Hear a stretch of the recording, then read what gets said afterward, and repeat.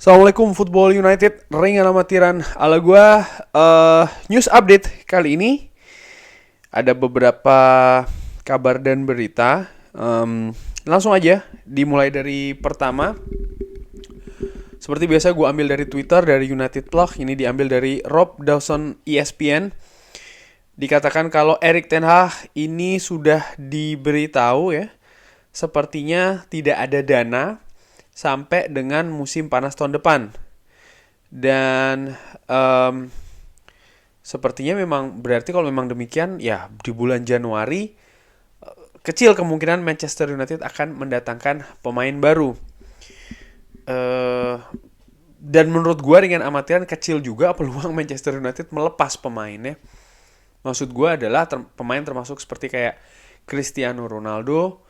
Menurut gue sih ya Manchester United akan berusaha untuk menahannya, karena kalau pun dia lepas sepertinya tidak akan ada ganti begitu ya, karena memang direncanakan baru musim panas tahun depan, di mana posisi Cristiano Ronaldo sudah selesai kontraknya di Manchester United.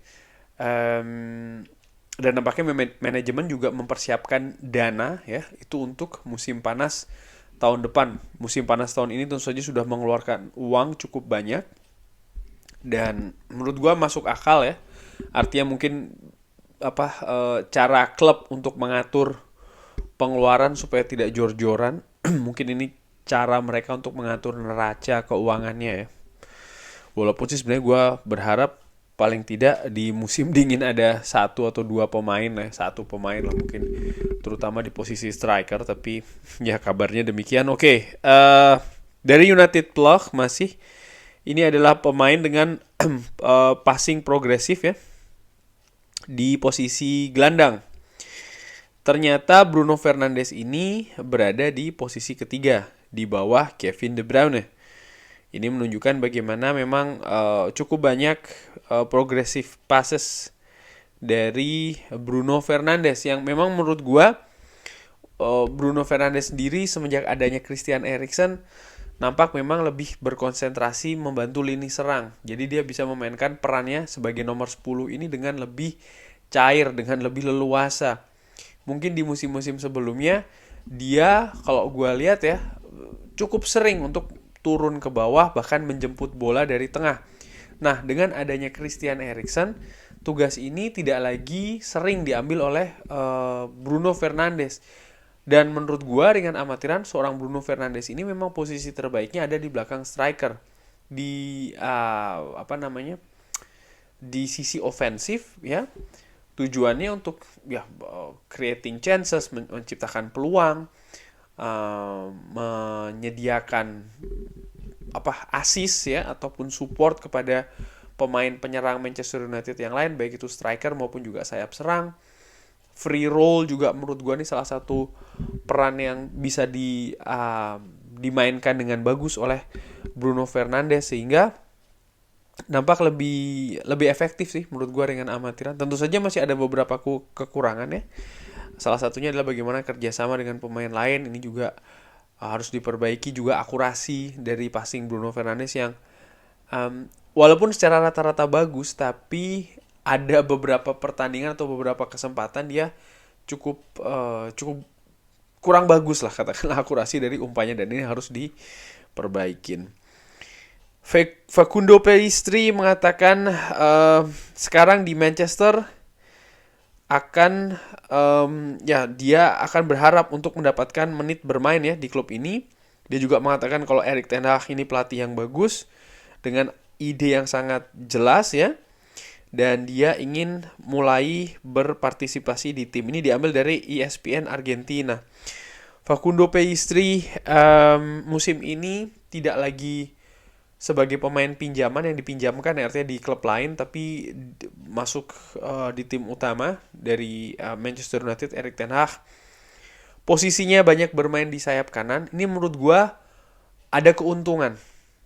Dengan amatiran ala gue melihat posisi di sayap kiri ini yang lebih agak menumpuk.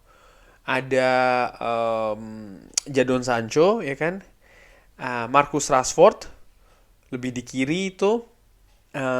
Anthony Elanga juga sekarang lebih di sebelah kiri. Sehingga di sebelah kanan ini selain Anthony ya ada seorang Facundo Pellistri. Anthony Martial pun juga bahkan bisa ditempatkan di sayap kiri kan.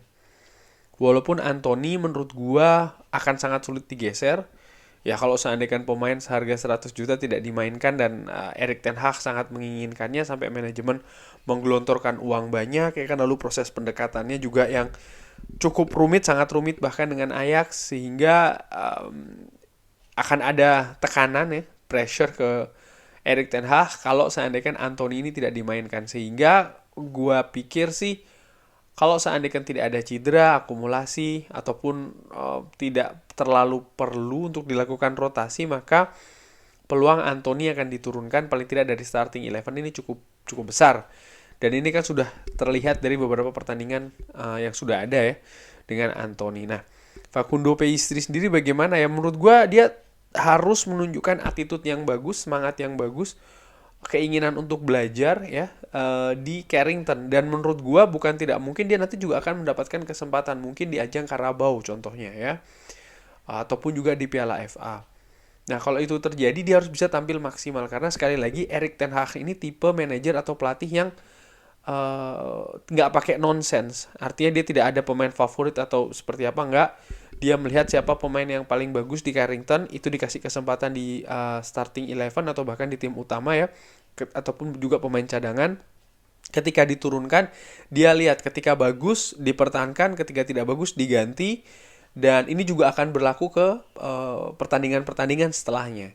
Artinya apa? Para pemain harus siap dan harus menunjukkan kualitas yang maksimal, kapasitas yang tertinggi di Carrington dan juga di lapangan pertandingan. Dan dia juga melihat attitude. Nah ini juga menurut gue penting. Nah untuk Facundo Pellistri sendiri dia harus menunjukkan hal demikian. Karena ya menurut gue sih dia pemain yang bagus ya, paling tidak ada potensi di sana, tinggal bagaimana menjaga ini ya, ditingkatkan terus sambil melihat momentum. Nah, kabar tentang Cristiano Ronaldo, Erik ten Hag dikabarkan tidak akan menghalangi kepergian Cristiano Ronaldo di bulan Januari. Cristiano Ronaldo ini ingin bergabung dengan klub yang memberikan kesempatan dia bermain di Champions League di musim panas kemarin, tapi hanya ada klub dari Saudi, yaitu adalah Al Hilal, yang ingin mentransfer Cristiano Ronaldo. Bahkan angkanya cukup fantastis kan, sudah pernah dikabarkan oleh Fabrizio Romano. Gua lupa kalau nggak salah 200 euro or something, 200 juta sorry, sekitar segitu. Mungkin gua salah, gua soalnya lupa ya, tapi yang jelas jumlahnya sangat besar sekali. Tapi dengan posisi tersebut Cristiano Ronaldo ini masih bersikap sangat profesional. Dia berharap dengan kemungkinan untuk punya menit bermain yang banyak akan memberikan dia peluang ya untuk bermain dengan Portugal di Piala Dunia bulan depan. Dan ya nantinya dengan penampilan dia bagus di Qatar diharapkan akan membuat prospek yang bagus juga bagi Cristiano Ronaldo nih untuk pindah. Jujur sih, ringan amatiran, gue berpikir di bulan Januari tidak banyak ya klub yang akan bisa atau mau mengambil Cristiano Ronaldo. Kenapa? Kemungkinan besar klub akan menunggu sampai dengan musim panas, di mana secara gratisan dia akan meninggalkan Manchester United. Klub juga ketika di bulan Januari mereka juga sudah punya mereka juga sudah berjalankan kompetisi, mereka juga sudah punya posisi-posisi yang mungkin biasanya diisi oleh Cristiano Ronaldo, sehingga mungkin perubahan tersebut atau penambahan amunisi belum diperlukan, apalagi untuk mengambil pemain sekaliber Cristiano Ronaldo. Sikap profesional dia di atas lapangan latihan di Carrington tentu saja ini hal yang positif. Ya Erik ten Hag tidak menghalangi, memang betul ya, karena gue juga tidak melihat Erik ten Hag ini sebagai manajer yang suka berkonflik dengan pemain-pemainnya, termasuk pemain yang ingin cabut. Cuman mungkin bukan dari Erik ten Hag, tapi dari manajemen Manchester United. Dan juga itu tadi, klub mana yang akan mengambil. Kalau seandainya kejadiannya sama kayak musim panas tahun lalu, tidak ada yang mengambil ya. Bukan tahun lalu, musim panas yang lalu tidak ada yang mengambil Cristiano Ronaldo. Ya secara otomatis dia akan tetap stay di Manchester United. Buat gue secara pribadi yang gue harapkan adalah sudah dia fokus saja di Manchester United ya. Fakta bahwasanya Manchester United tidak bermain di Champions League ini kan bukan berarti selesai dari segalanya. Tidak, masih ada beberapa kompetisi yang diikuti oleh Manchester United yang bisa dia bawa ini klub ya bersama dengan dirinya untuk mendapatkan trofi. Dan buat gua trofi di Manchester United itu sesuatu yang besar, akan sangat sangat luar biasa kalau seandainya kan Cristiano Ronaldo sebagai pemain yang juga apa ya menjadi bagian dari sejarah Manchester United ini ketika kembali ya di Manchester United bisa mempersembahkan trofi. Apakah itu trofi FA, Carabao atau yang lainnya, karena menurut gua trofi itu menjadi sesuatu yang sangat mahal bagi Manchester United di musim-musim sekarang ini ya. Sudah beberapa musim tidak ada trofi kan.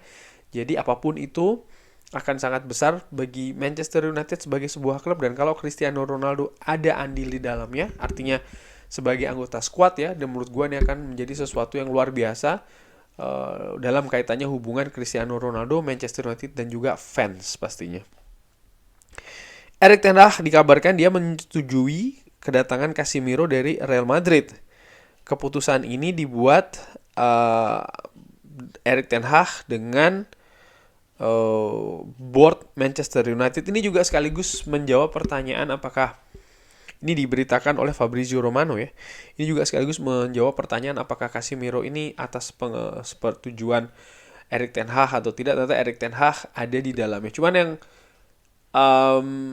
yang gua yang gue tanyakan ya buat gue sendiri sih sebenarnya pertanyaannya adalah seberapa jauh Erik ten Hag mengetahui Casemiro. Maksud gue begini, Lisandro Martinez, Anthony, Tyrell Malacia, gue yakin Erik ten Hag sangat mengetahui pemain-pemain tersebut. Ya bagaimana tidak, mereka bukan hanya dari Ajax tapi paling tidak dari Eredivisie, di mana Erik ten Hag macam kayak Tyrell Malacia contohnya ya cukup sering menghadapi pemain ini secara langsung ya kan. Real Madrid dengan Ajax memang beberapa kali ada ketemu mungkin ya di Champions League, tapi kan gue nggak tahu seberapa dekat, seberapa tahu, seberapa banyak informasi, seberapa detail informasi yang didapatkan oleh Erik ten Hag terkait dengan Casemiro. Karena sampai dengan saat ini Casemiro masih belum menjadi pemain reguler mengisi starting 11 di Manchester United, walaupun gue pikir sih di beberapa pertandingan ke depan ini ya sudah menghadapi Omonia dan akan menghadapi Everton, lalu akan menghadapi Omonia lagi. Menurut gue peluang Casemiro untuk diturunkan ini akan semakin besar dan semakin besar. Ini sudah terlihat di setiap partai Manchester United yang bermain, sudah mulai nih selalu diberikan menit bermain pelan-pelan Casemiro. Mungkin menurut gue adalah selain untuk memberikan persaingan terhadap Scott McTominay, artinya dua pemain ini memperebutkan satu posisi di Manchester United. Nomor 2 adalah ya memang mungkin bisa jadi dan sangat masuk akal ya, memang nanti proyeksinya akan ditempati oleh Casemiro, salah satu posisi di gelandang bertahan untuk Manchester United. Ini ada kabar dari Tommy Mowbray tentang Amat. Amat seperti kita ketahui sekarang sedang dipinjamkan kan ke Sunderland kalau tidak salah. Jadi sebelumnya Amat ini sempat diberitakan akan musim lalu ya kan kemana namanya ke klub Belanda, yaitu adalah Feyenoord. Tapi ternyata tidak jadi, justru Amad Diallo ini ke kemana namanya ke klub Skotlandia kan, Glasgow Rangers. Nah kali ini ternyata dia juga masih belum bisa atau lebih dipercayai ya, diberikan kesempatan untuk mendapatkan menit bermain lebih banyak ini justru di Sunderland. Sampai dengan sejauh ini menit bermainnya lumayan ya, nggak banyak-banyak banget. Belum ada kontribusi langsung berupa gol. Nah, Tom Mowbray ini mengatakan dia ini he's in the middle of the box. Dia ini suka berada di kotak dan kaki kirinya ini menjadi favorit ya. Artinya dia lebih suka menggunakan kaki kiri. Ya dia hanya butuh mencetak gol, kurang lebih demikian ya. Dan dia lebih suka untuk menunggu pemain belakang untuk datang ke dirinya lalu dia melewatinya. Kita menginginkan dia untuk bisa shooting lebih banyak lagi. Dan ini sesuatu yang saya beritahu dia setiap hari. Jadi memang masih ada penampilan pelatih dari Sunderland ini mengatakan masih ada kurang lebih hal yang harus diperbaiki ya oleh Amad Diallo. Ini sepertinya dia memang selalu ingin mencetak gol yang sangat perfect ya. Dan ya dia ketika dia banyak sekali beberapa penampilan dia ya, ini cukup bagus dan ya ini cukup membuat terpukau tim dari Sunderland. Artinya memang penampilan dari Amad ini bagus, cuma dia hanya butuh mencetak gol sih menurut gue di Sunderland. Amad pemain potensial yang didatangkan dari Italia ya, dari salah satu klub Italia, dan menurut gue harga juga cukup tinggi. Cuman seperti yang dikatakan oleh Giovanni Van Bronckhorst, pelatih Rangers, dia ini belum siap untuk tampil di Premier League. Belum siap loh ya, bukan berarti tidak siap, belum siap. Jadi memang harus terus diberikan kesempatan supaya dia bisa lebih beradaptasi lagi dengan maksimal di Premier League, Liga Inggris ya. Sehingga mudah-mudahan musim depan sudah bisa kembali ke Manchester United dengan lebih baik lagi. Masih dari Rob Dawson ini, gue ambil dari MUFC MPB, dikatakan kalau Manchester United ini sangat percaya kalau Cristiano Ronaldo akan stay di bulan Januari ya. Karena tidak ada yang tertarik untuk mendatangkan Cristiano Ronaldo. Nah ini kebalikan dari kabar sebelumnya. Kalau memang Erik ten Hag ini mengerti situasi dari Cristiano Ronaldo, tapi akan menolak ya untuk melepas dia di bulan Januari. Kenapa? Itu tadi karena tidak ada dana untuk mendatangkan pemain baru di bulan Januari. Kalau seperti ini sih menurut gue sangat make sense ya. Erik ten Hag tidak ingin kehilangan Cristiano Ronaldo. Kabar selanjutnya, Harry Maguire ini masih cedera 10-14 hari. Dan ya ini kabar terakhir, Paul Scholes ini memberikan beberapa pendapat tentang Bruno Fernandes dan juga Casemiro. Dikatakan kalau Bruno harusnya istirahat ya di hari Ahad. Artinya tidak usah diturunkan ketika menghadapi Everton untuk menjaga kebugaran sih menurut gua. Bisa jadi ya, sangat masuk akal. Dua pemain Christian Eriksen dan juga Bruno Fernandes ini menurut gue harus diistirahatkan salah satunya sih. Karena jadwalnya sangat ketat, pemain bukan robot ya, bisa juga kelelahan. Kedua pemain ini hampir selalu diturunkan dari awal ya, dengan peran yang sangat vital. Tapi kembali lagi, mereka ini cuman pemain, artinya juga manusia, bisa lelah. Kalau lelah ini rentan cedera. Backup dari kedua pemain ini menurut gue sangat minim di Manchester United di dua posisi yang berbeda, gelandang tengah dan juga gelandang serang bagian tengah. Bruno Fernandes, pemain nomor 10. Donny van de Beek masih cedera. Ya menurut gue sangat minim pemain yang punya kualitas kapasitas seperti Bruno Fernandes dan juga Christian Eriksen. Jadi menurut gue sepakat dengan Paul Scholes. Apakah hari Ahad ketika menghadapi Everton diistirahatkan atau ketika minggu depan ini menghadapi Omonia di Old Trafford, itu juga bisa dijadikan ajang untuk mengistirahatkan salah satu atau bahkan keduanya ya, Bruno Fernandes dan juga Christian Eriksen. Paul Scholes juga memberi pendapat tentang Casemiro. Casemiro ini selalu bermain dengan tiga pemain artinya punya tiga gelandang di Real Madrid setelah bersamaan. Dia butuh bantuan. Dia akan butuh Scott McTominay atau Fred bersamanya. Ya masuk akal kalau dimainkan bersama Fred, karena di tim nasional Brazil cukup sering mereka berdua nih bermain bersama ya di posisi pivot, dan bersama dengan Scott McTominay mungkin bisa dicoba ya bersamaan mereka ditampilkan dengan mungkin di posisi nomor 10 nanti ada Bruno Fernandes atau Christian Eriksen.